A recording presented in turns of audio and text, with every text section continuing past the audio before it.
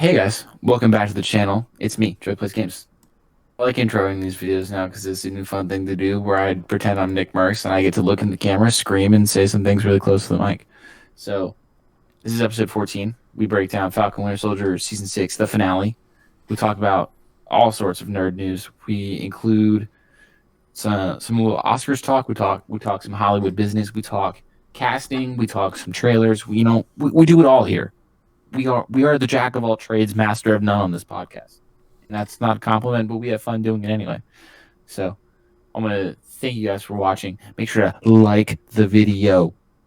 Comment your thoughts on the show down below. Comment your thoughts on our podcast. We really appreciate it. It gives us motivation to keep it going each and every week for you guys. And it really helps the channel grow. Hit the subscribe button so you don't miss a beat of our channel content. We've got more stuff in the works coming up for you, especially as the school semester ends.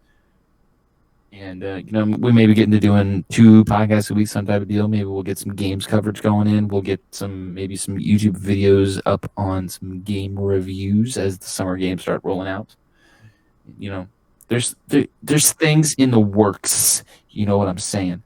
But enjoy the video. Peace and love, baby. See you next time. Thanks for watching. Hey, everybody. Welcome back to the Joey Plays Games podcast. This is episode 14 of our weekly nerd Episode podcast. 15. What's 14 attempt? Yeah, it's 14.2 because we tried to record this on Friday and technical mishap, recordings get lost. Some people forget to start hitting the button to record. That was some people. So, we're coming at it again on Sunday. We would have done it yesterday on Saturday, but some of the boys were a little tired, including myself. So here we are. We're here to break down Falcon and Winter Soldier season finale, talk about the weekly nerd news, and run you through what's probably coming up next on the podcast, considering we have 2 weeks before Bad Batch starts, and then we'll talk if we want to do that week by week, or if we want to switch it up to try some new stuff, in addition to the news and rumors that we normally talk about. So, let's start the show by introducing my co-host, like we always do. Nick, you're running the show. How are you doing on this Sunday evening? I hit record this time, so better than last. Nick, you should check it every 5 or 10 Oh, I minutes. am. When I'm not looking at you all, I'm looking to make sure that clock is moving upwards. Ronnie, what's going on? I'm tired, Joe. I cleaned my room this whole day. I got rid of all my clothes on the floor, everything nice and neat. Good for you. Oh, we're feeling a little green today, I see. Yeah. Just the calm before the exam storm. Facts, I feel that. After I finish this, got a 2-page paper I gotta deal with, so we're all on that grind right now. All right, let's move into how we always start the show, with the news. So we're going to start with The Flash. Michael Keaton is officially confirmed to be returning as Batman after there was initially some controversy following some comments he made a couple months back that he may not reappear due to how COVID is being handled in the UK, all sorts of things. But comic book resources and a bunch of other sources, The Wrap, everybody confirmed through the actor's talent agency, ICM Partners, that he will be returning in The Flash, which has started shooting in England. So, Ronnie, are we excited that Keaton's back? Would you have preferred Bale? Honestly, I don't know. I don't think I would prefer Bale, just because I don't think Bale's Batman really fits in that kind of aesthetic. It's just so much more grounded. Whereas with Keaton's, I can at least in some point in my head do some leeway for that looniness that he kind of had with that classic kind of 60s, 70s, 80s era Batman kind of style. You know what I mean? Yeah, I do. Nikki, do you think this is a sign that he's got faith in the script, that we're moving in the right direction with this, or do you think, Keaton just wants to put on the suit, say he's Batman a couple more times before he retires? I out of those two options, I think it's the fact that there's a lot more zeros in his bank account doing this movie than there would be not. So I'm not sure he's getting paid that much, to be honest, but it's Michael Keaton. I mean, a couple million, but I doubt it's like a $10 to $15 million contract. $2 million, it's. I'm just A saying. hefty amount. To them, it's pocket change, Nick. Nah, once you got money, He is everything you can do to not lose it. You're not wrong. But yeah, it's probably he enjoyed the character. He probably wants to do something that's not as campy as his original movies were. So doing this will give him a chance to be a little more grounded than it was before, and kind of reimagine his character, what his Batman would have been if it was produced later on. Oh, and does this excite you at all? Or is it just kind of like, whenever it happens, Cool. you'll start getting more of the hype train once you see a trailer? Okay. So I have another question. Do we think Affleck is coming back? Or is Keaton replacing him at the end of this movie? That, we've got our multiple different Earths going on. We've got Pattinson on Earth 2. In whatever Earth number this is, Keaton's going to replace the role of Affleck, or because of all the chatter surrounding Affleck and an HBO Max series, him wanting to come back because of Zack Snyder's Justice League, do we think Keaton's staying or Affleck's returning? I thought initially that Both. Affleck was gonna stay as long as some Snyder projects, or to some extent, some kind of continuity of it is like redeemed in some way, whether that be through things that The Rock has planned or other stuff like that. I assumed that he was just gonna still be in the movie, kind of more like I thought he was gonna be more just kind of like not an Easter egg, but just kind of to add to it, nothing to change really much. So that was my perception of it. I don't see it. I don't see Keaton taking on the role that Affleck did beyond this. Okay. Owen, what do you think? It could happen. I mean, but who knows? The DC movie verse is very kind of messed up. So things open, dude. Anything can happen. That it is. Nikki, what's your take on it?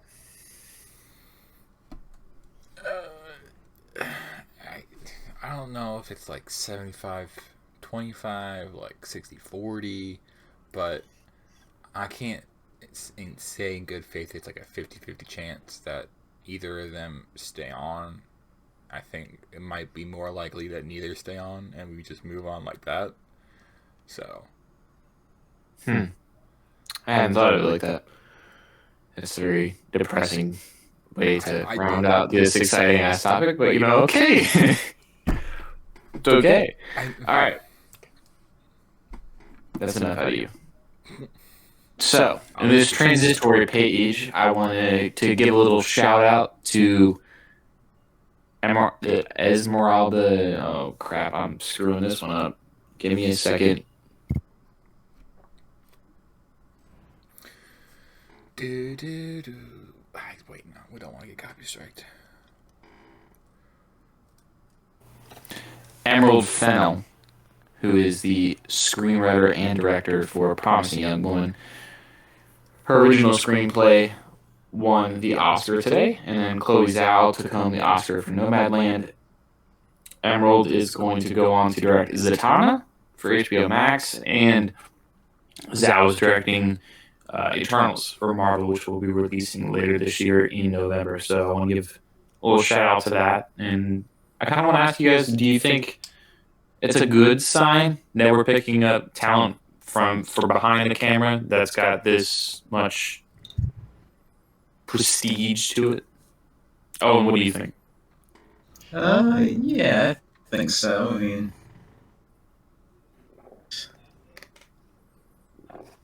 again, anything can happen, dude. And anything now, it is. I mean, yeah.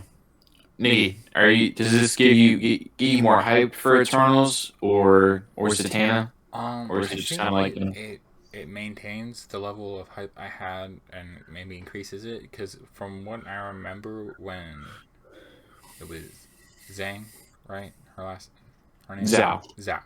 When she was brought on, I remember people saying she was like an indie darling type director. Yeah. And Go ahead, keep talking. I'll look up what else she's done.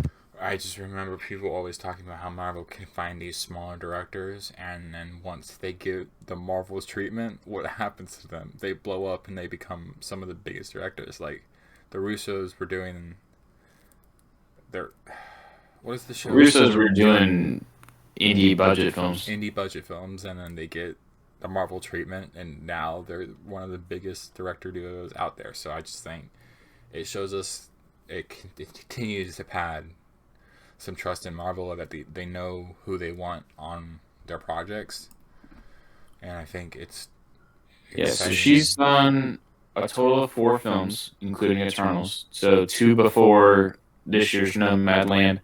She is served as a director and writer on all of the projects, producer on everything but Eternals, and then she was editor on Nomadland and Songs My Brother Taught Me. Okay, so I just think definitely promise for someone as small, I guess would be the minimum, an unknown quantity, unknown as they were. I think it's really awesome to get some Oscar level talent behind the camera. A little bit of shifting the scales, kind of what DC did with the Dark Knight trilogy, bringing Christopher Nolan in. Ryan, what do you think? I agree with Nick. While it doesn't really boost my excitement like insanely, it's just good to know that it's in good hands, or someone who has that creative vision that can accomplish the job right. Now, granted, obviously, if there's studio meddling, that can always get in the way, but hopefully they can trust the director, especially with his credential, to give us what we want. Yeah, I mean, on the DC side of things, I'm not so sure about studio meddling, at least from this, because with Joaquin Phoenix's Joker, I don't think Todd Phillips ever complained about studio meddling with that one. So I don't know. It's a totally different project you're doing and talking about.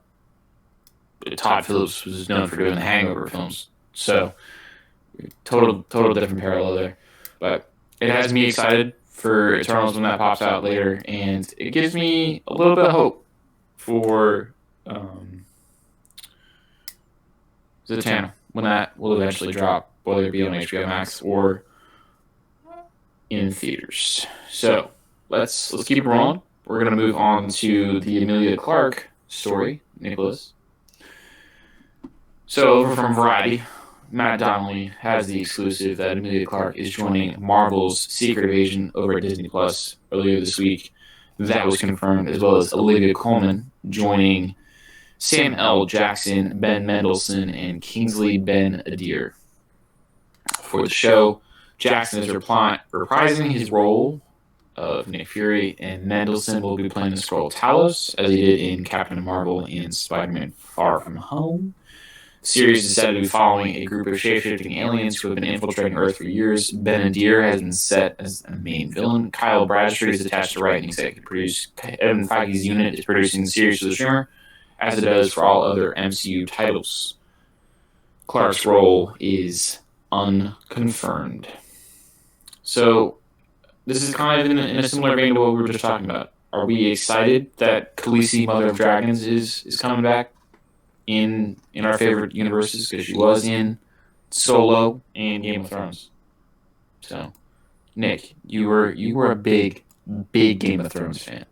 Does this get the tingle going? Yeah, she's a really endearing actress to me, and she's funny to like her. She has a good personality from what I've seen on her like interviews and everything. So I feel like the Marvel comedy will kind of just bring that out on camera with like whoever she's playing. So I just think personality and charm. She's got that in spades. Mm-hmm. Ronnie, does this do anything for you? It does many things, Joe. No, I'm just kidding.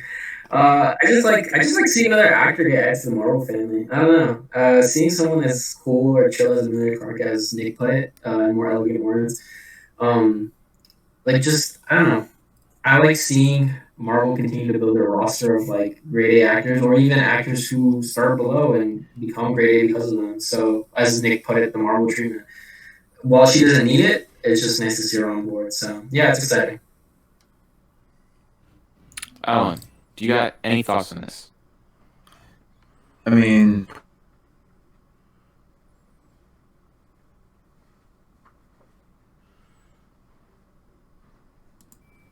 phases. Yeah, I mean that just leaves a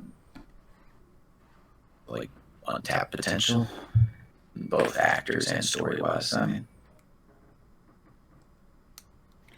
Yeah, that's pretty I good. think it's always nice that we're adding additional talent. I think Ronnie's right that we're just gonna the MCU is slowly gonna take over all of Hollywood, and I'm okay with it because everybody wants to come play in their sandbox. So I'm hyped. Khaleesi, Emilia Clarke, one and the same. Queen of Dragons. She could do whatever she wanted with me. It's fine. I'm glad. I'm glad though. All right, Nick. I just added this because I just thought of it earlier this week on Monday.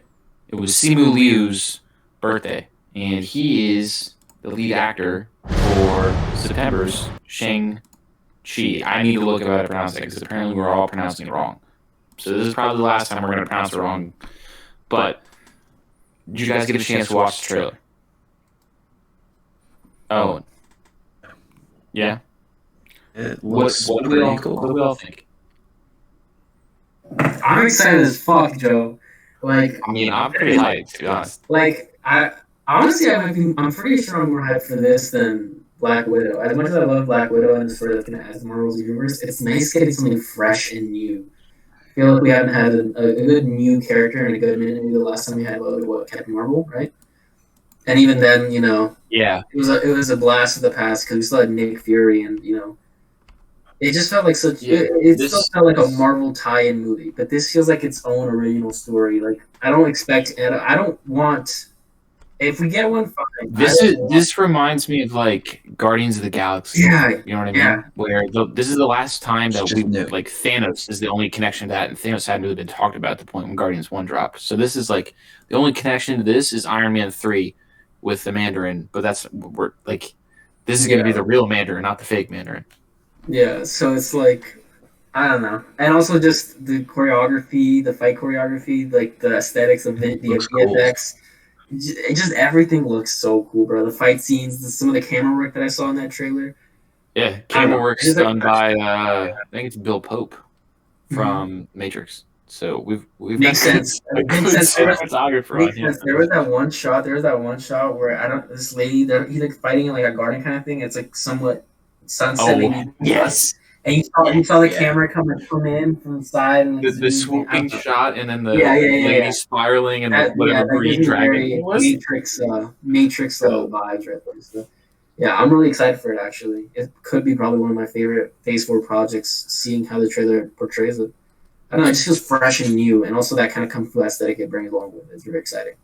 Yeah, Nikki, what are you thinking over there? I'm on the same exact levels. I was showing everybody at home some different shots that were my favorite. We're paused on the split kick in the subway train at the moment because I kind of. Oh yes, the little pop. Boom. Yeah, so Let's go. I enjoy it. That camera shot you're talking about is a homage to some of the older kung fu films, and the name is escaping me of that the film it was paying homage to, but there's a couple of those references, and it's really interesting because with Doctor Strange we kind of get the introduction to magic, but this is like the modernization of magic. Like we get that scene with like the ancient battle from what I can tell of that, but now we're kind of brought into the future with the rings and what we'll see that they probably aren't going to show us at the moment, but it's still, the fighting looks awesome, and I bet you it's going to be one of the probably on par or even better with like what they're acclaimed to be their best action. So probably on par to Winter Soldier in terms of just action. Yeah, and this looks heat. So, Owen, you hyped at all about this, or you just kind of Very, dude. That the scene with the bus, that was sick. Oh my god, cool shit. facts? If everything else in the movie is as cool as that, I'm totally like down for this. I want like a new fucking like Marvel movie. All the other ones, Yeah, like, oh yeah, I think everyone's I like think had I a little think warm Black just want on. to. Widow's gonna. Or go ahead. I think everyone's just a little worn on Black Widow because we've seen the same recut, the same trailer 5 times. But when we Yeah, actually get all the beats and all the actual like 5 minute scenes of the fight scenes and everything, I think people will probably come out hotter than they are at the moment. But that's No, I mean, I think the thing with Black Widow is I like it, and I like the trailers that we saw for it, but I just feel like when I saw the trailers, even initially, way back a year ago when I saw them, in my head I was like, oh shit, like this is really cool. It's like taking the past before she passed away, and kind of seeing more into what she was doing on her own, and also just the fact that it's a solo Black Widow movie for the first time, albeit kind of a dud to do it after her death and just 5 years leave it at late, that. but Yeah, but too late. but I didn't have that kind of energy that this trailer brought me. So it's like, while I agree with Nick that people kind of just are kind of over, I guess, the hype for Black Widow since we already had it for so long. Part of it is just due to the fact that also the Shang-Chi trailer just got me so excited. It just feels so new, you know. Mm-hmm. Black Oh Widow yeah. is like it's tied to everything else to some extent, so it's like it feels like another Marvel movie. It's a character we've seen like before, but Shang-Chi left me wanting more. Black Widow, I'm exactly, like, when my ass sits down in the theater, I'm gonna be hyped for it. But I'm not like give me that new promotional material. I need to see what Yelena and I need to see what Red Guardian are up to. It's like, nah. When exactly. I sit down and see it, it's gonna be cool and fun, and I'm glad Taskmasters are Yeah. finally being brought in and her sisters being incorporated in all this, and we're getting to explore her backstory. It's long overdue, but like Shang-Chi is an unknown quantity, and I bet you it'll get it's probably. another thing that it's building another world sphere of Marvel that I'm like, I'm ready to go Kind play of, in something new for a little bit before we get back to the other stuff. kind of in the sense of how we felt with Madripoor. I feel like this just adds to that universe, making it feel like a more Facts. complete world. I bet Not just you. like New York, not just like New York City, and that's it. I feel like there might be a chance we go to Madripoor in this, but Could be, but I mean, it feels like for me when yeah, you start bringing in these ideas like Madripoor and these different worlds kind of aspects, yeah. it starts to make it feel more like a comic book. And it's not something that's necessarily been missing because I mean well, obviously it's like comic book action and dialogue and whatnot, but like the world building aspect of it all, where it's all fitting on Earth and it's just it's starting to feel more alive. Mm-hmm. So I'm here for it. Okay, Nick, let's move on to the two Sony stories. Let's we're gonna start with Spider-Man Into the Spider-Verse. Its sequel had the director trio revealed over on Twitter on April 19th. The account dropped the directing team of Joaquin Dos Santos, Kemp Powers, and Justin K. Thompson. So, in our original talk about this, we were trying to measure our level of hype for this film because it was an Academy Award nominated, Oscar winning film, blew people away, and our main thing was that we felt it didn't get enough love. Do we think that this sequel, especially considering it's going to be following up No Way Home, do you think it's going to just propel it into more success in fandom? Owen, start this one off for me.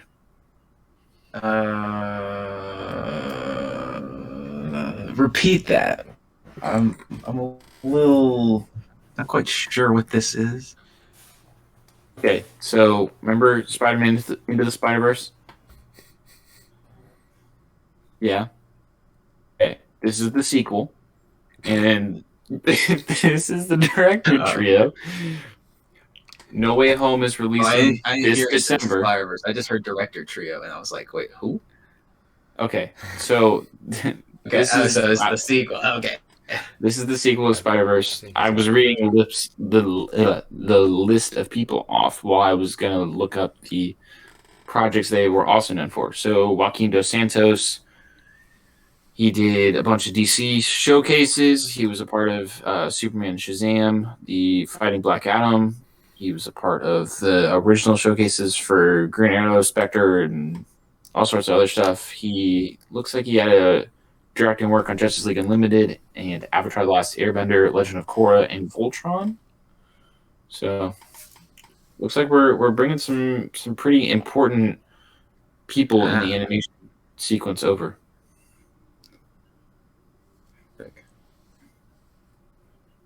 Sounds good. I mean, the first one was fire, so I'm assuming the second one will be that good. Okay, Ryan. If it isn't, I will be sad. Ryan, what about you? Sad boy hours. Is it good now? Yep. Yeah. Good. I was what was I saying? I was saying. Wait, why are you looking at me funny, huh? Me? Yeah, why are you looking at me funny? Joe? Yeah. Oh, I was looking How up will we? the what the other projects He's the on other a two different tab, so were on. I wasn't really paying attention to you, to be honest. I thought it was another mic. no, you're good. Nope. But yeah, You're good now. I'll be honest. When you guys said that it didn't, oh, like it did good numbers, but it didn't do as much as I had originally expected. I thought it did like really good, but I guess I didn't. I never actually looked at the numbers. So then when you guys said it, I was like, oh, It was interesting. it was like 385 is what I said the other day, right? Yeah. You guys said it's on the level of early Marvel films or something like that. In terms of For box office. Yeah. Box office. But yeah, hopefully it gets more traction because I feel like it's one of the best projects, especially for people who aren't as invested into the MCU necessarily, but just want a nice contained story about Spider-Man and just have fun with it, you know? And I feel like that's what it did well. It took the character and it actually did something fun and enjoyable with it while still sticking to its core values of what it means to be a Spider-Man. So hopefully the second one does just as good, if not better, and it brings in more fans because it's a vast. If that's the case, then it's a vastly underappreciated work. Yep. So I looked up Kent Powers. Kent Powers did some writing credit over on Star Trek Discovery, some more live action stuff, and then Dave Callahan was on Cloudy with a Chance of Meatballs. So there's a nice little balance here of bringing in some directorial talent from both on the animation side, but in person, and cultivating a lot of good performances with these nerd-based properties, and Phil Lord and Chris Miller, as well as Dave Callahan. I think Dave Callahan wrote the first one, but with a the chance of Lord and Miller are Meatballs staying. guy? Fuck. It'd be a killer movie then, dude. He was in the production department on that one, so I think he's like the building assets and type of thing. So yeah, he produced that. Damn. Did he make that one butter frog? Fucking meatballs falling from the sky. Butter.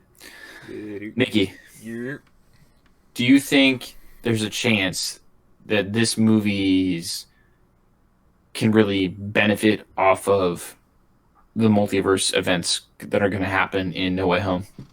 See, I think it will, because I think there's a chance due to the fact that Sony and Marvel's relationship has gotten better. There's like the slimmest of like good chances of like, it's not slim, but it's not like a done deal of like we get Peter, we get what's his name, Tom Holland. We get just something subtle, like the end credit scene of the two Spider-Man pointing at each other, of something like that again. Of we'll get Peter B. Parker, and he's like, he goes through a portal on accident, and then we get Tom Holland like, damn, do I end up looking like that? And then it's just end credits. But I don't know. Yes, I think there's gonna be a benefit because Spider-Man's universal. It doesn't matter if you like Marvel or DC. It's Spider-Man, everyone grew up with Spider-Man. Everyone loves Spider-Man. So I think just the more it's out there and the more people realize, oh wait, big blockbuster multiverse it was really cool and I really enjoyed it. Animated of the same thing, I probably will enjoy that as well. So Yeah, for me, I think this can definitely propel it to the next step of box office number wise of competing with the other films. I think critically it'll probably do relatively the same. Obviously, it's harder for a sequel to capture the audience the same way it did the first time. But I think if anything, this seems like the team that could do it. So, okay, moving on to the last news story for this part of the show. This is more of a business side story. Sony, it's about the streaming deal between Sony and Netflix and Marvel and Disney Plus. So I don't remember if we talked about this a couple weeks ago, but in summation, Sony made a deal with Netflix that they're going to get their theatrical releases first. So they're going to spend. Sony films will hit Netflix about 9 months after the theatrical runs, and then after the time on Netflix, Disney services will then add them in the United States. It is unclear how this deal will play out internationally, but for right now, it begins with 2022 movies, which means it does not apply to No Way Home, and possibly excludes the previously released stuff, but starting in, I believe, June or July, some of the older stuff is supposed to be making its way over. So the deal covers theatrical releases from 2022 to 2026 and begins for each film following its Pay 1 TV window. So around the same time that films would be licensed to your movie channels like FX and HBO and whatnot, things would be making their way on to Disney Plus. So eventually, we're going to have access to all the Sony universe, Sony Spider-Man universe, MCU or cinema films on Disney Plus. So this was a pretty big story, just because it's the MCU seems to will be eventually collected on Disney Plus, except for Incredible Hulk. So yeah, Ronnie. I mean, this one it's a boring one to talk about. We were all kind of happy about this. That's not what I was saying. I don't care if Incredible Hulk's on there or not. No, I'm just kidding. It's a good movie. Low key, retroactively speaking, it's a fun movie. I'll say that. Yeah, I mean, I feel like we need to bring this Nick, up. Nick seems like Nick's tired. I'm sure Nick he just ate his ice cream. I'm sure the half baked's kicking in a little bit. He's getting ready to go. Once I'm done with this, I'm taking a big old nap. A siesta. Hey Nick, check that recording. Let's see, where are we at? We're at 32 minutes. Let's go. Nice. Okay. Nice. And only a couple technical errors are wrong. What do I think, Joe? I think it's good. That's it. No, I'm just kidding. I think finally, I said this in the original cut of this episode, but I remember seeing the different phases on Disney Plus where they have all the Phase 1 movies and release order, Phase 2 movie release order, Phase 3, and I was like, oh boy, I can't wait to see some Spider-Man Far From Home at 12 a.m. I can't wait to see that awesome shot when Mysterio has him in this green misty area and he's messing with his head. I'm so excited to watch that on Disney Plus. And then I go there to click it, and it's not fucking there. And I'm like, well, what the hell? Why do I have this service? I might as well just cancel my subscription. But now that we're getting these movies, I have a reason to stay. So that's good. I'm glad. I'm excited. And you all should be too. I think finally, just saying, dude, like I think that kind of summed up stupid Sony and Disney being dumb, stupid, everyone's opinion on this, and lame, and very stupid, lame, and being dumb, and just not intelligent and lame. And, oh my gosh! Overall, a deep dark place you went. Sucking and stupid, and just. I'm just trying to watch a goddamn Spider-Man movie. I can't do that on the damn service that owns the property. I'm like, dumb, lame, and stupid, and lame, and sucking. All right, let's move forward to the Falcon and the Winter Soldier's season 1 finale, or I guess season finale. Who knows? We'll get into finale, Joe. Well, I'm just kidding. It could be a series finale. It could be a season finale. We're not really sure, considering the news we'll get to the at the end of last this one. It's a series finale, Last Joe. episode. The next show is going to be titled something different, you know? True. I guess that's what I was literally as it ended. I was like, so I guess we're not getting a season 2. We're just gonna get a season 1 of something else that's in the same vein. What if they just renamed the home thing on Disney Plus or whatever for it to? No, they just did it, and it was like Anthony Mackie and Sebastian Stan, and that's Just it. If you want to watch those two, here you go. Yeah. Okay. What did you guys think? Come on, Yeah. Nick. I think I really enjoyed the series in totality. I think there is some gripes you can take with this, and I'm not saying it's perfect. I'm saying those gripes are completely justified. But overall, I enjoyed it for what this thing was. There were some moments that really I felt were moving to me, and I enjoyed it. Ronnie. Oh, I'm passing it to O. Come on. Okay. Give me some. Ronnie's taking the lead. Ronnie's the hype man right now, and I'm here for it. Bring a little bit of the energy at 10:40 at night. Ronnie got his second wind. Whatever shower he had, it's kicking in. Yo, once I heard the news of Spider-Man coming to Disney Plus, I had to be in. Yeah, your nerd boner engaged, and you were just All right, there. The blood flow. I might have to put like an R rating on this. Spider. All right. Owen, come on, hit me with it. Is there? Give me something. It was pretty fucking good. Cool. Hey, let's go. Epic and cool and Oh no. Oh my god, we're doing this again. Good and adequate, acceptable, and good, cool. All right, that's enough out of you. No, Shut up. it was really good. That last episode was it was mainly just action, so it was like really plays off the 5th episode. So I mean, All the action obviously it works better all together. The last episode, it was good. It was a solid episode, you know. The suit, dude, the Captain America, new guy, new suit. Suit Cool. is heat. No, yeah, it's really nice. Fucking tough. The fight scenes, like Falcon aspect, added so much more to like Captain America's like kind of fighting style with the shield. Just added so much more. Like when he like came down, like stopped that helicopter, dude, and he like put the shield. Oh, up I on the love that wings, scene. like, around the dude. That was sick. That was really fucking cool. That one scene that didn't go on for long at all. It actually went the perfect runtime, Joe. Perfect length. Showcase Captain America's new set of abilities with those wings.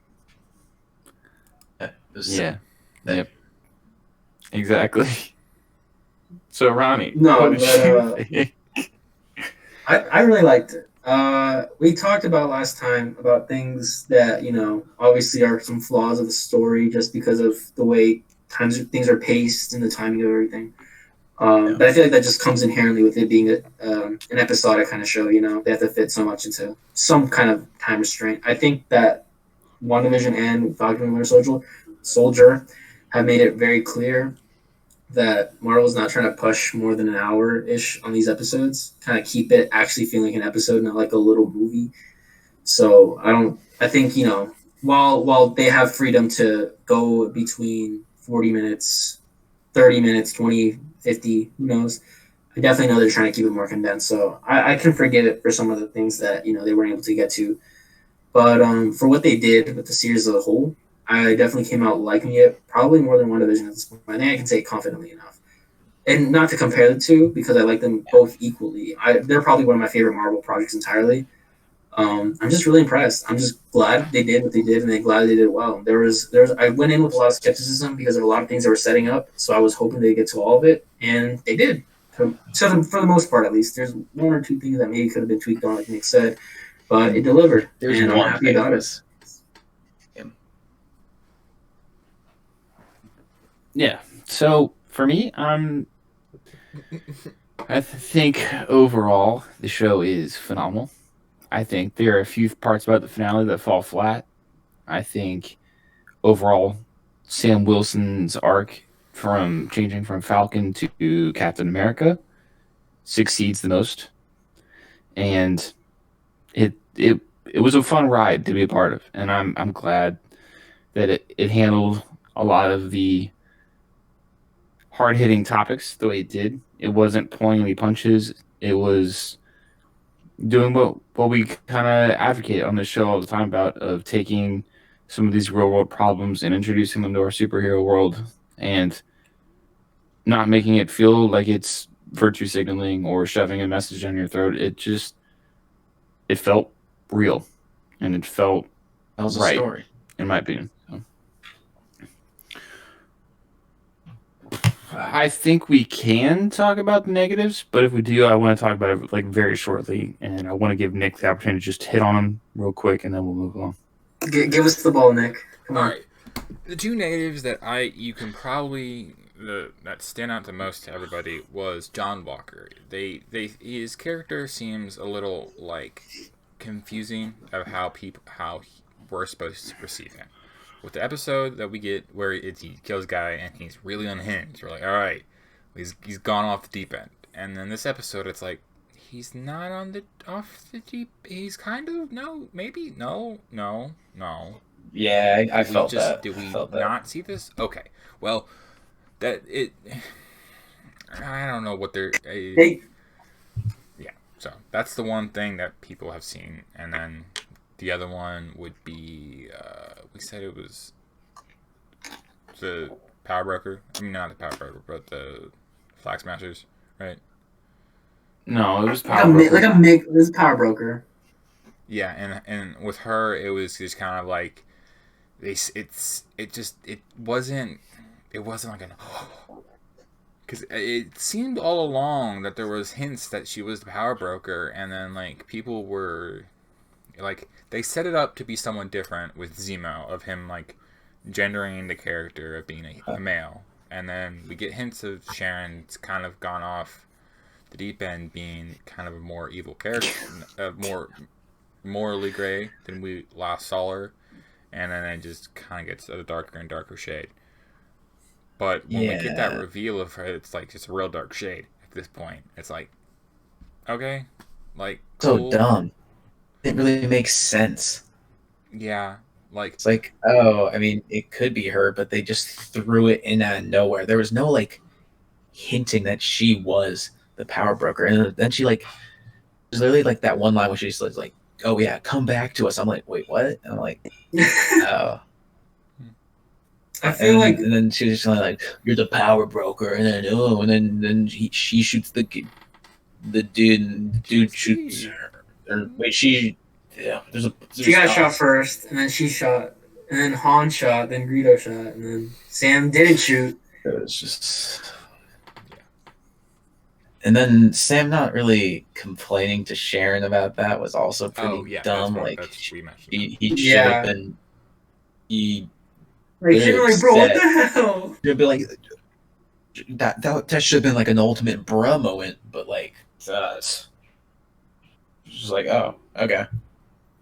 That sucks. With the Sharon Carter, Power Broker thing, I think in the same way that I described it last time, it just felt dry. Like, it happened, and I was like, cool, you said it. Okay. And so it's like, I don't know. I mean, Stubbing your toe. Like, what kind of... No, I think stubbing my toe would give me way more excitement. It would give me more of a reaction. I'm like, ow, shit, that fucking hurts. It's like, it's kind of like stand there for a second, like, it's kind of like, and then it's yeah, just like that. I think for me, it's kind of like let's say you're making chicken noodle soup and it smells good when you're making it, but then you serve it and you didn't put enough salt. You didn't put enough salt, and you taste it, and it's like it's like water, bro. It's like tasting literal water. So it's like they somewhat built it up, and they're like, I am the Power Broker. I'm like, congratulations, Sharon Carter, you are the Power Broker. Get on to the next scene. Like, I don't know. I feel like they just could have done more with it, or maybe even just saved it for another property. But obviously, I think they wanted to set up 3 movies is it? So I'm pretty sure it was part of the setup. So I don't know. And also just being in the fan sphere, a lot of fans deduced it before it was even said. So in the back of my head, I was like, okay, it's gonna happen. How are they gonna do it? And then they just did it. So Yeah, it was just underwhelming, is what it comes down to. And the only thing I could say, what I said last time was maybe it's like she's a power broker because the power broker wants her to be the power broker, and they're going for. Well, I'm sure there will be more complicated to this. This is a setup for later. They're playing chess. I'm sure the cooler piece of this is later. A really shitty game of chess. It just felt weird. Well, it's like you have to sacrifice your pawn to they're to take the king.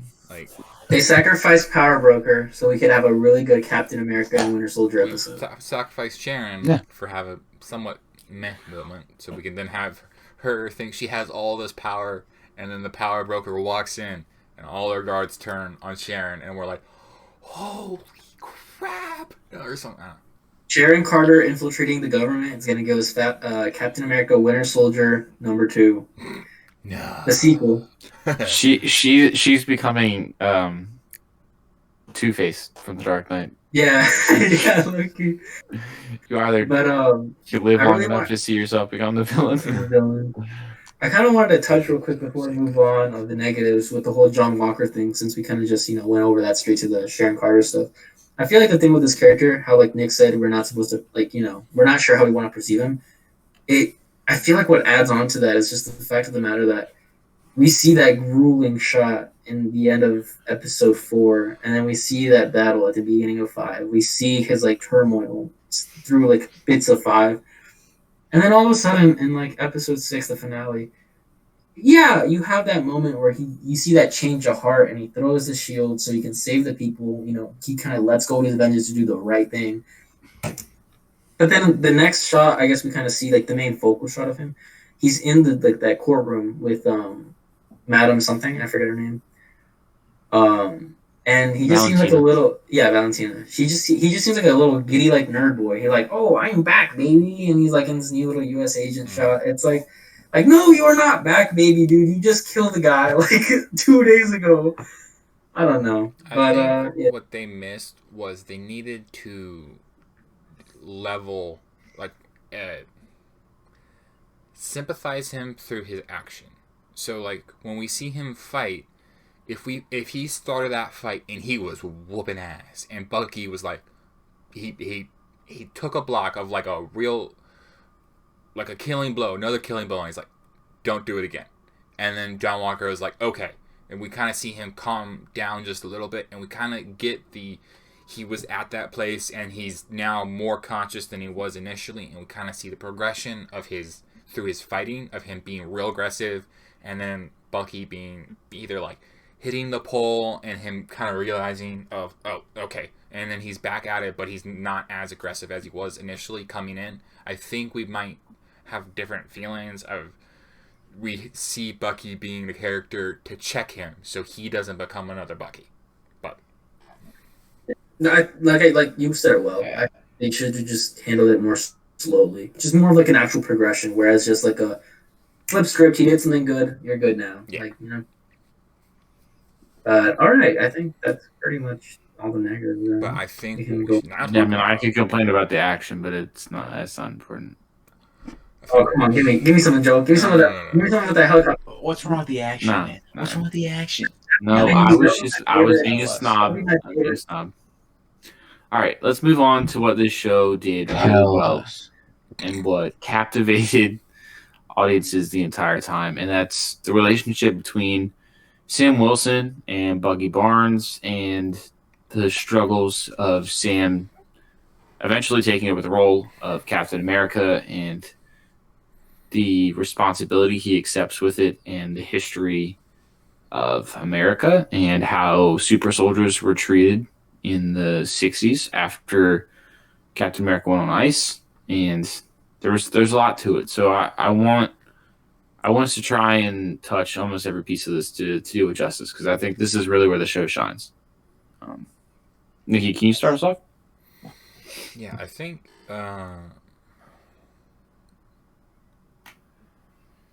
in this last episode, I think the clearest example of it is that scene where the armored car is saved, and then we see it of the bystanders like, that's Black Falcon, and the joke they were running with, but it's like, no, that's Cap. Like, we see it of people who, in this day and age, it's not they're not. It's not that they're so tied to some certain aspects of race or that anymore. It's just like, who is that person? How do they affect the community? And then when you see a person save a car and they're dressed in the red, white, and blue, like, what do you call them? That's Captain America. And that's who Sam was supposed to be in this, and that's who he was in this final episode. He was Cap. He didn't need the soldier serum. He had it in him all along. And then we see it through the audience of us, the audience being the bystanders. Then we see it through, I don't know how I would describe it, but like the government themselves of seeing, I don't know, someone run with that, please. There's something there to talk about, like us as the audience with the bystanders, and then people as the government people in their conversation. So I mean, there's a lot of parallels that this show is setting up. That this show is being filmed in the summer of the Black Lives Matter movement in 2020 in reaction to the George Floyd killing and all of the racial violence that was going on in the country. And this show, at a lot of times, it felt like it was trying to own up to the fact that you take away the blonde-haired, blue-eyed Captain America and Steve Rogers, and then you leave his two buddies left. And one of them is recovering from the mental trauma that he had from the brainwashing still and trying to deal with righting his wrongs, while the other is a black superhero in America trying to balance his family and keep his business afloat and all of that responsibility, all while dealing with the racial inequity that is there.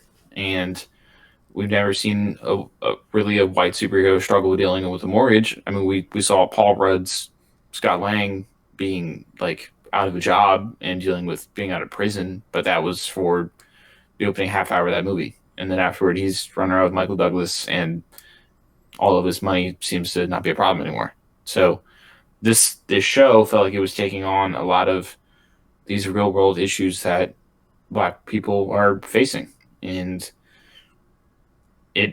the way it handled the Black community in Louisiana, where they all helped their own by calling in a favor to fix the boat, and then in the end, it culminates with Sam taking the mantle, and Sam takes the mantle going, I'm doing this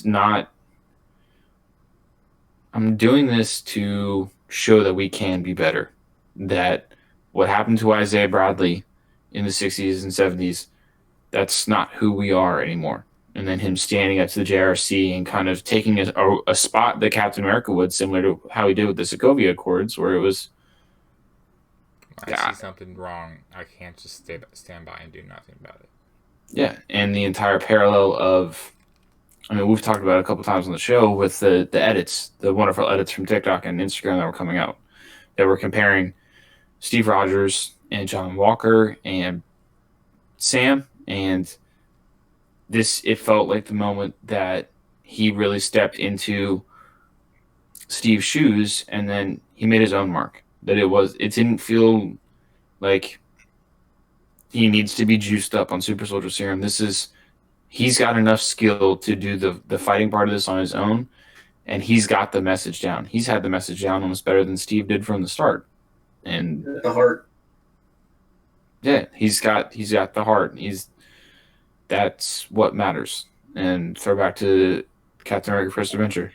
The serum makes good man good and bad worse. And Sam didn't need the serum because he was already a good man.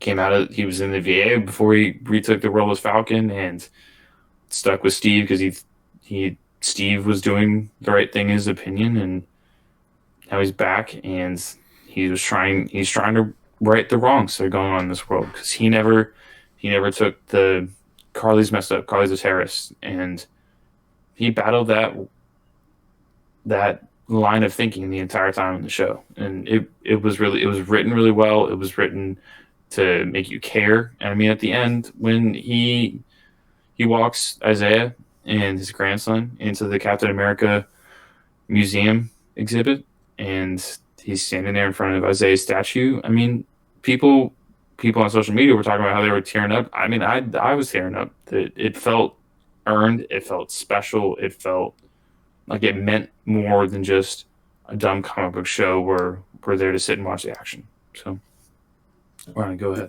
You feel like after that, it's just they did such a well job on not only showing the good parts of that kind of community and seeing like the beauty behind it, like in shots like Louisiana, but they also kind of just show the reality of it with characters like Isaiah Bradley, you know, because it's one thing to celebrate the good, but you can't just do that without showing the bad history that's inflicted on everyone really of the minority groups, like Black people, and so it's like going through that with Isaiah Bradley and seeing his story, seeing the pain that he has, and those shots and those scenes were done so well, especially when Isaiah was talking to Sam one on one to learn that history. It shines a light on it because Marvel, for as much as Marvel tries to take more serious topics, I feel like this is probably one of the most serious ones they've had yet. And so direct they've done it. Yeah, like the most direct to our real world, and especially with the times and everything going on around us. So it was nice to see them take that stand with the influence they have at being this big corporation and this big world that everyone looks up to some extent, and to say that here are the realities of this, it still affects this world regardless.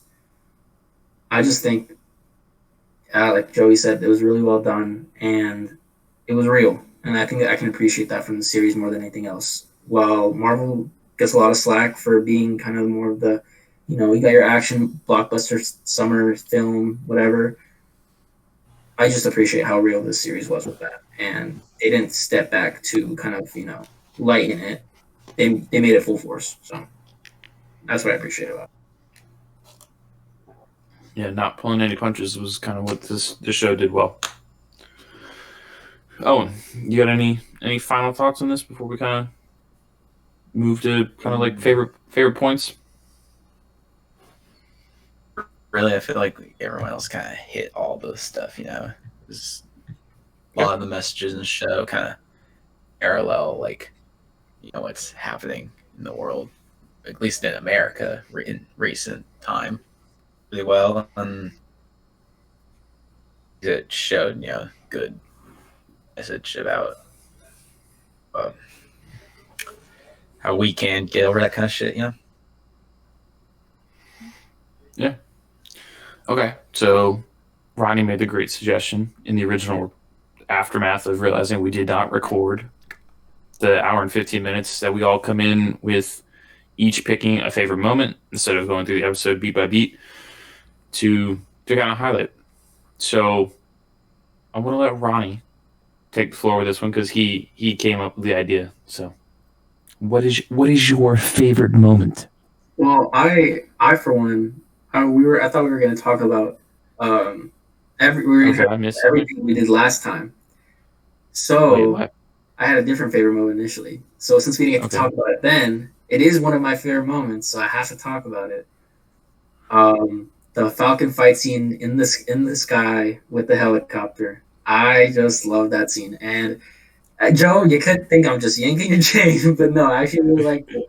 Just because I feel like it really showcased kind of his capabilities and what we're going to be seeing with this new Captain America. Because not only does he have the shield, but he has the wings. And so we get really cool shots where he's using the shield and the wings. Like one example would be when he threw it to the helicopter door and to open it and then grabbed it, swooped back. Like, that was so good. And then just coming out of that, and then also just, I mentioned this before, when he saves those two pilots and he brings down like the helicopter's coming down and he does the big dome thing and he can complete the dome now because he has the shields for the little hat part. And then we just see this big flaming ball of helicopter come down and you just hear ding and it just drops into the ocean. It's just so cool. That was sick. I'm glad we got that sequence. Also seeing him use the Red Wing, right? Correct, his little AI robot sidekick. Who not gonna lie, I felt kind of sad when I saw that thing get destroyed, and Bucky did not care in like episode 2. But what's it called? Yeah, I'm just seeing that scene. It's fun. It gives you that actiony stuff. And I don't think I've seen anything as dynamic as that, besides maybe like a character like Spider-Man, just with so much mobility, but also like energy too. So yeah, that was one of my favorite scenes. What did you guys think about that? I'm right on board. I don't know if you really want to ask me about that. I want to hear his opinion. Go ahead, Joe. It doesn't matter. It's just an opinion. No, Joe. Tell us. Ronnie just changed my mind. He convinced me that scene was superb, and I'm with it. I'm with it. I don't know about superb, but it was enjoyable enough. I wouldn't put it with the highest stakes of MCU action, but it was enjoyable enough. It was serviceable. We're talking about within the stakes of the show. Yes. So, Owen, what was your favorite moment? That helicopter moment, that was my favorite moment as well. It was So what was your dope, dude. Like, moment? What was your second favorite that was the moment? second favorite moment. When Sharon came out as the power broker, of course, obviously. Are we going like just in the last episode? Because I mean, a whole Let's series, just do or just the last episode. I mean, God, that's a really good scene. I can't really. The big stake. I mean, I guess then it would be when Sam's just like going off on the fucking senators, dude. That was good, in my opinion. Not just being like antagonistic. He's also like really well written and pretty epic. Yeah. What I liked about that, Acting with the words, man. I think Joey put it well. Pen mightier than the sword, but he's not writing it; he's speaking it. So it's like the tongue mightier than the shield and wings. Bars. Yeah. Bars. Strictly bars at Owen. But yeah, like I agree. I feel like with what I said about that scene, it was just really well done because of just you see that passion in his voice, and he's not asking, he's not pleading, he's saying it, and he's demanding it to these officials, and really putting into perspective how much power they have and how much they should be doing for the people, not just for themselves. And kind of the idea of just because you have an easy solution doesn't mean it's the right solution. Just because it's complicated doesn't mean it should be you take the easy way out. The point of having this much power, kind of with Spider-Man, with such power, The responsibility. Yeah, exactly. So if you have all that power, don't just in a complicated situation, then do the job, do the hard deed. There's a reason that these people have the power in the first place because they're given by the people. So they should be going by the people. So I think it was really well done. For me, it kind of fully cemented the transition for Sam. That it was when Steve signs up to fight in the war, it's because he wants to fight bullies. It's not because he wants to kill Nazis. He hates bullies, period. And this is kind of the full circle of that line where it's these people are bullying those impacted by the snap, and they're trying to re-migrate them, move them into migration camps, which we all know that most of these migration camps in the real world are shitty and suck. So him standing up and going, that may be the easy solution for you, but how about we find the better solution that doesn't just disenfranchise and not dishome, but totally remove people from where they are. So that Owen stole my scene because that was my favorite scene hands down. So what was your second favorite scene? Was your Do you have one favorite scene? prepared? Me? Yeah. Yeah, I have one. Okay, go ahead. Let me think for a second. Bucky freaking Ace. cookies and cream Oreo Damn cake it. to the cookout. Ah, mine. damn it. Because it shows that one, just the fact that he doesn't quite know. So he's not the best in social situations, which we see in the first, because he brings flowers and she's like, "That's old fashioned of you." So like it shows that he's like, "I have to bring something. And what do I bring?" He goes to Target. He's like, "Oreo cake. Let's go." And they're all having home cooked food, and he's just like, "Da da da." There you go. But I don't know. It's just the I progress. love that interaction on Twitter about that day. Yeah, I saw it too. That's where I got it from. But just the overall his growth of he stopped avenging and he made amends with You finished it. the father and I just I don't know about hope amends, he, but you brought to a closure. I He I was picking on your word choice. huffs that Maybe one me. girl. Did think you what I say he like- huffs? Did I hear that right? So, yeah, cuffing season, dude. Oh, Let's cuff. hope It he sounded get- like you were saying huff. Like I'm like, please don't huff Yeah, on yeah, other yeah. people without their Huff. consent. That's weird. No, I think what I like Wait, about how would that. you Yeah, huff yeah. on other people? Just like A that. human. he's not that bad in No, social 'cause situations. I don't think. Huffing is like. That's not really I'm huffing. kidding. Huffing is like, you're like, Let's, you know, I I you would have like an air There's out some- can, you're just like, Watch it mean something that none of us know. high off that shit. It's like, Way worse than we think it is. Owen, you need to stop. stop what? I'm just. I don't know. You got the energy today, and I'm here for it. So you don't actually have to So stop. Ronnie, Really? what were you trying to say? Say that what I liked about that scene is it brought back some of that Louisiana goodness we saw in episode 5. Just because I was really hoping we get more of it. And they did a little montage. It was great. I saw the kids dangling on Bucky's arm. He was Oh, lifting yeah, that was up. great. I love that too. Love that. That's Uncle Buck. he's So just- I don't know. As I he's just standing up on he that, like- hits on everyone. The man's Yeah, the just- power position, dude. You got the one, like, He's great with kids as he's one just leg talking up to like Sam's this. sister. He's talking. He's just talking out like this, and he's got his arm like this, and he's just like, Thanks for modeling, Owen. power position. Power position, dude. Power position. It's great. No, but yeah, I love hearing that Louisiana stuff. It's Louisiana goodness, back from that scene. It was just really good, and I feel like it helps end the episode on a good note, but more Well, Ronnie very is- bright note. Louisiana so much. Why don't you marry it? So Joe, All right, did you come I up got with mine. one, or do you want? I did. I just to did. say that No, was yours, I and have I one. can come I up with have something? one. I have one. I have one. Christ. Say it. Okay. It's when when Sam takes Isaiah and his grandson to the statue. That was touching. Made me feel all nice and warm inside. Quality scene. No, I agree. Ryan, did you know? I actually cried Did you know the there. guy that plays Isaiah? He also voiced Martian Manhunter in the Justice League series. Really? He killed both of the That's roles.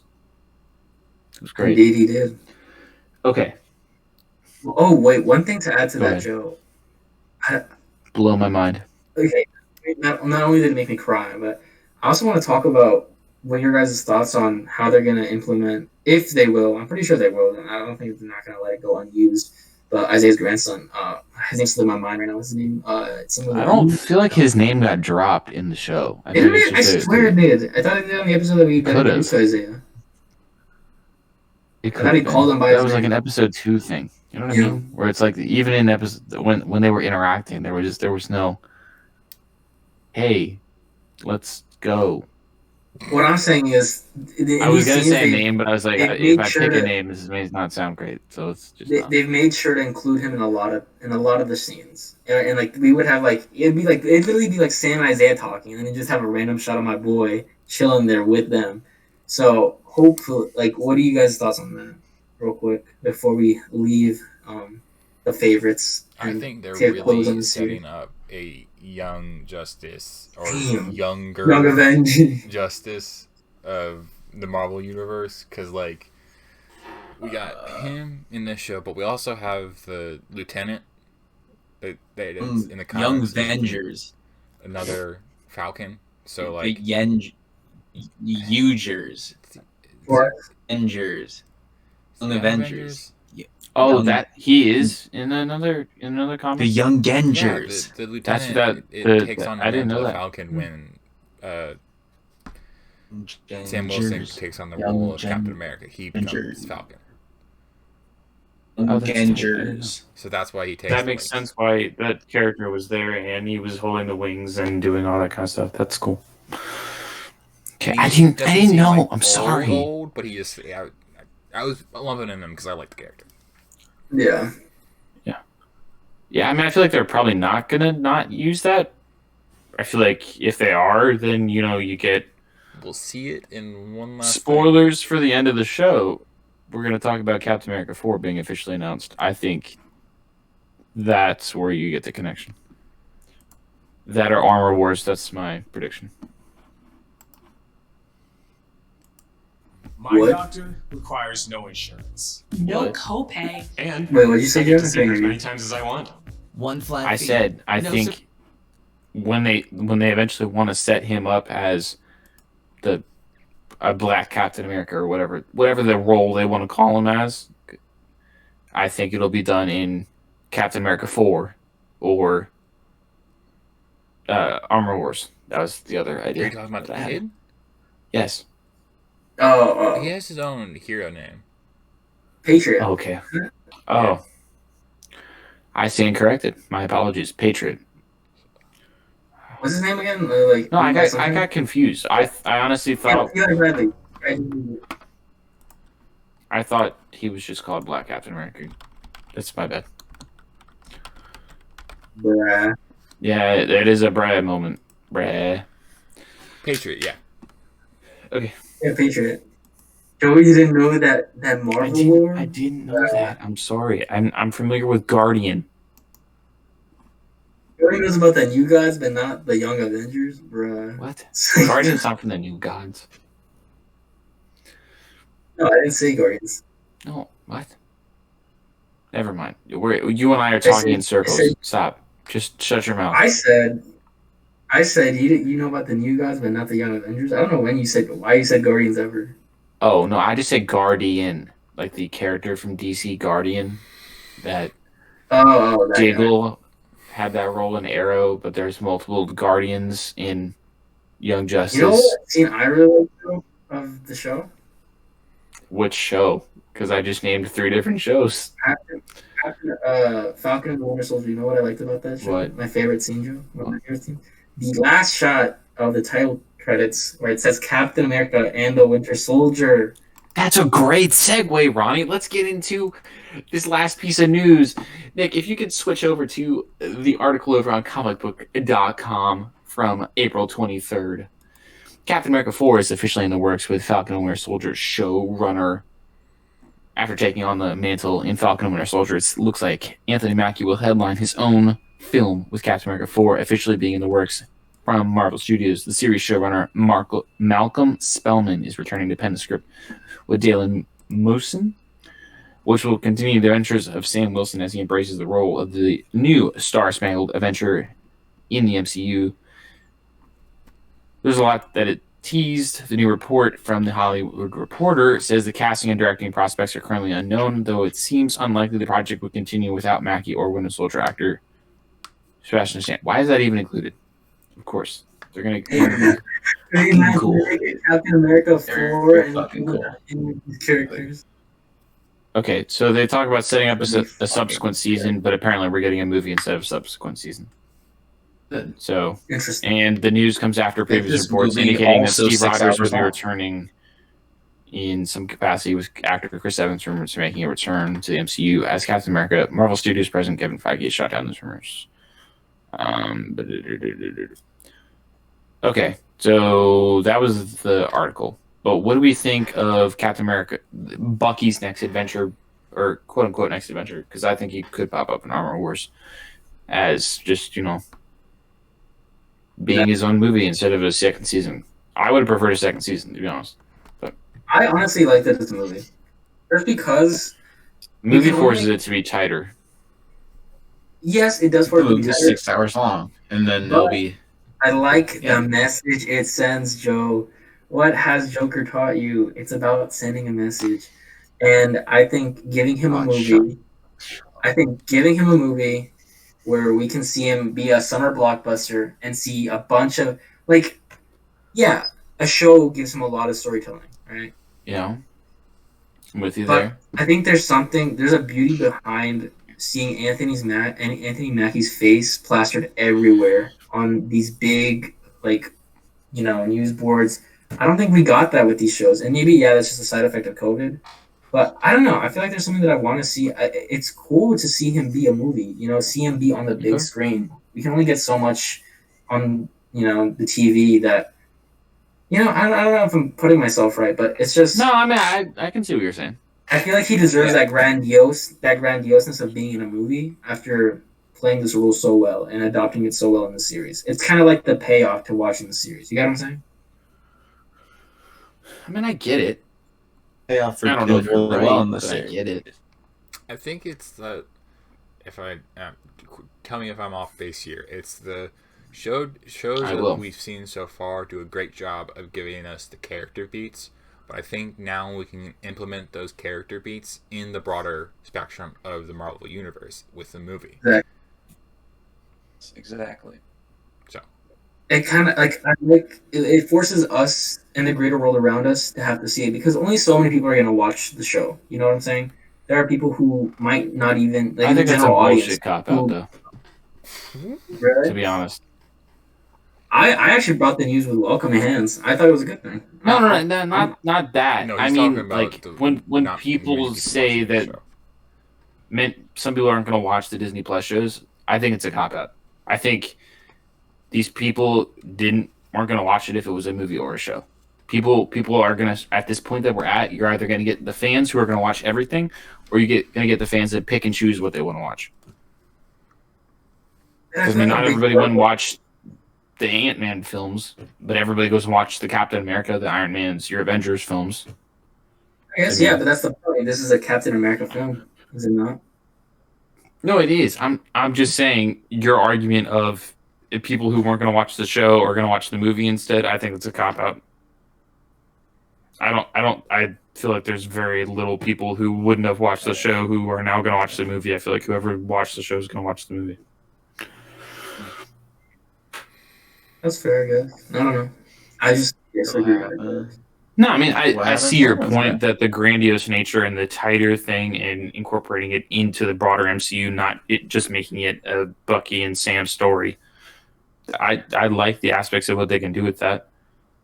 It just felt like what they were setting up at the end made sense for a season rather than a movie. But I mean, you can do a movie with it too, because that's where all these things started. Yeah, quick question also. Did anyone completely shut down the idea of getting another season of this kind of thing? No, so that's the thing that I was thinking that we do a movie and then get a season 2. Yeah, because that's what I was thinking too. Like, I wasn't thinking it was just a movie, but like, even if it is, yeah. What if they do them back to back? That'd be great. What do you mean? Like That'd be they film them back cool. to Like, He back. comes Like, you out right into a get series. Captain starting America 4, and then you get Falcon Winter Soldier in the next 6 months of a season 2, show. or Captain America Winter Soldier show. or like it happens right as that releases. It's just like, ooh, movie. I don't think they would do that overlap. But Yeah. I don't know. I think we would get a second season too, though. That's what I was saying, though. Like, I don't think it's just I think it's either 6 months following the movie feel or like- like further down the line you get a second I season. feel like if he was just kept in the show, like just as a show character, and like maybe drop him like an Avengers Kind type of belittle the whole thing. Yeah, you know what I'm saying? Not belittle, but like it doesn't. No, do I mean, justice. I see that. Undermine like how much they put into it. They just kept it as a show. No, I mean, Yeah. I totally get that. It's just now maybe it's just because I'm preferring the nature of what you can do with a TV series to a movie right now, and I tend to fluctuate on that anyway. Who laughed? Was that Nick? It sounded like it was Nick, but I wasn't sure. It was me. You did that. That was very impressive because I was watching your camera and didn't see any mouth movement or throat movement. but I knew it was You you. look up for throat movement? Well, yeah. All right, that's enough. But Oh, I think it's just doing that. yeah. Feel violated. But my point was that maybe it's. I think you have a lot of opportunity to do more character beats in a show than you do in a movie. In a movie, you're forced to tighten up all the action, all the character beats to fit into a 2.5 to 2:45 runtime, and you have to make sure the action beats all hit, all of it flows, the editing, and I feel like the upside to a show is that sometimes beats won't hit and it'll be fine because you'll have another beat coming up, but you get the advantage of it being over a longer period of time. So when you just one gun it, some of the beats may not get as much appreciation as it did in the show. I mean, I don't disagree with you there. I feel like obviously you can always pack more with a show than in a movie, but that even then, even the show had like given us some beats that didn't feel fully impactful, like the John Walker or um, Power Broker thing. Yeah, but I feel like that would have been worse in a movie. No, 100%. But what I'm saying is, in a movie, and again, it's a Marvel movie. I have enough. No, yeah, I have enough faith that Marvel would find a way to make it great, no matter what they're working with and giving us. No, I'm excited for this project. I just would have preferred it to be a show. The whole point of it to me is the fact that we get to see him in that grandiose scale, and I think you already understand that. It's just, and I'm with it now. I'm on board. Yeah. You don't have to convince me anymore. I'm here. All right. I'm here. We're gonna get. Just think about it. It's essentially gonna be what Cap 2 was to Phase 2 with whatever this phase it falls in. It's gonna be great. I would say think one of of the it best this movies. way. All right, so I'm going to compare it to I'm thinking about it. Demon Spike Slayer. Lee's attached to direct. Anime, Right, none of us have seen Super Demon big. Slayer. And I'm comparing it Okay, to like he's seen- not story wise or anything, just like how the production thing has been going for it. So it was Okay. like summer 2019 starts out, and it's progressively, and basically it wasn't like people were watching it, but it wasn't like as big as it is now. And as soon as it finished,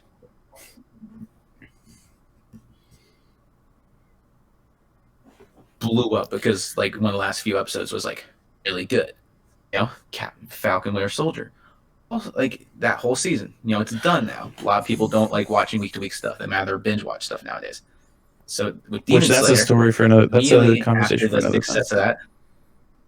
After the success of the first season, it got greenlit for a movie. Which, for this, the movie's actually like canon to the story. So the next thing, Mm-hmm. Which isn't movie right common now in is anime. literally- Yes. Yeah, and now the movie is literally the biggest grossing movie ever in Japan. Like, yeah, it did Spirit Away. I'm just saying, good, but that way, because they've greenlit a movie after the series. The series has more time to get like popular now. Now that's done, a lot more people will probably Little binge Witcher watch the whole thing. effect, Gabriel. And then the movie will be a big fucking success. I'm with it. I've been Alright. swayed. Okay, Only I so can go and actually find the movie because I don't want to go to the thing, and it's not on any streaming service stop yet. talking about doing illegal things. Stop talking about He them, never please, said Owen. He was doing Not illegal completely things. illegal. He just said he couldn't Yes, find it but in a local Owen's theater. I'm just saying he's gonna give himself up in like 2 minutes if I let him keep talking. I actually learned a fun fact that apparently it's only illegal to download it and not to stream it. There's some like clause behind that. I don't know. I'm just saying. I found that out. I guess that's how they get away with it. None of us are giving legal Dude, advice. piracy Yeah, is none of in us are the giving fault legal of the advice. person pirating. We are not against TOS. You're not. People What view I'm it. saying is you're not. No. What the people that are giving? If a hypothetical person wanted to watch a hypothetical movie that was hypothetically very close in content to an established film, What I was saying is the distributor. Yeah, they're fucked. But the person actually watching it, they technically are not. Yeah. For some Piracy legal is in the I fault forget. of the person. pirating it and making a profit off that. The more I you know. wouldn't be Okay. pirating it. Let's I'd get just off be this watching it. and But Joe, you know that. okay. No So one's gonna the care. thing that I was gonna say is, what do we think the three things that this set this up was? The other two not being Captain America 2 or Cap 4. Sorry, I'm stupid and tired. Wait, so Young are we doing Avengers, additional? What'd you just say? Young Avengers. I heard and Thunderbolts. I didn't hear the other thing. Young Avengers. You really think Young Avengers is what it tied into? We had like 4 scenes with this character. We have 4 scenes with older Cassie. Doesn't mean we're not gonna get older Cassie in the Young Avengers movie. Yeah, but Alien That's 3 true. comes out before Young Avengers, and Young Avengers hasn't even been announced. But if it does, So I think that's what if it different. does come out or is announced? Young Avengers Okay, isn't announced. Wait, was It's just Thunderbolts? theorized. No, it's not. No, It's none of these are heavily announced. rumored. Let's go. Nothing. I have no predictions. Then Joe, you win. No, I'm just kidding. Fuck you. Okay, if you want something, Captain America. you can do something with the raft, or you can do something with Wakanda. If you want to talk about maybe No, I think- get Namor. I hate you. I don't know. Like those are the biggest ones that come out to me. Oh, Joe, maybe just go into the next Avenger movie because it has Avenger characters, and then the Avenger movie after that one, and then the one after that one. Yeah, 3 Avengers movies. How is he whiter when he's gone down to the beach where their sun is out longer? I think it's Armor Wars and Thunderbolts. Wait, why I you could say? be Phil Nick. Wait, Joe, you said Thunderbolts is not. Oh no, he's He has not. to use the restroom. Yep.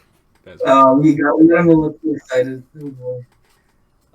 What was I saying? Armor Wars. Do you know how Joey would think it I ties have into Armor no Wars? idea. Like the Armored War, like that's supposed to be about the Riri Williams. I might be wrong about the name. But it sounds right. Of the, No, it's really. yeah. So I don't know how that ties. Maybe she knows Eli Bradley, but like I don't know. Like I don't. Art like Wakanda what do you making guys- armor. Maybe she's Wakandan. I don't. That would be interesting. To take on her character if they made her. But like, I Oh, and any movies do you think this ties into besides Captain America 4, obviously?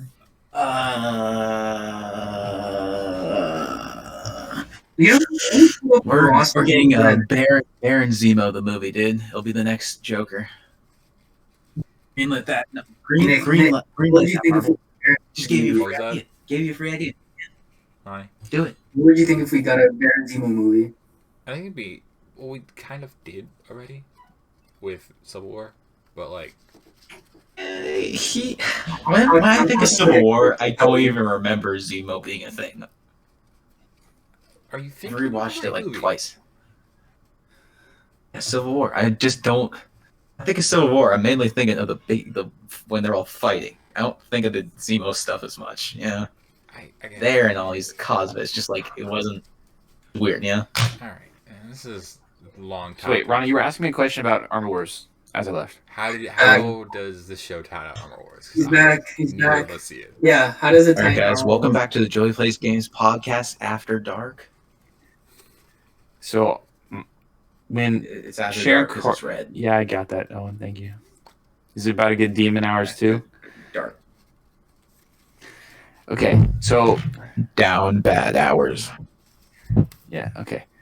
So my thing about Armor Wars is that Sharon Carter at the end, as she's walking out and making the phone call, she's talking about what she has connections to, secrets, prototype weapons, da da da da da. I think the suits falls under that. Okay, I think War Machine's suit. I remember now what they were talking about with the plot of that, and that makes sense. The And Iron. you're I can see that, I guess. Bring back Iron Patriot. So I think you Wait, set so- up whatever goes Iron on. Patriot movie, guys. So, Yeah, Joe, War Machine you said movie. that, Joe. Perhaps. Joe, you said there's 2 others besides Captain America 4, right? So there's not a third other aside from that one, right? Yeah, I think it's Thunderbolts in my mind. Thunderbolts / Dark Avengers. That's whatever the third is. Okay, we got Venom, Let There Be Carnage, and Morbius. What are your thoughts on those? Wait, what? This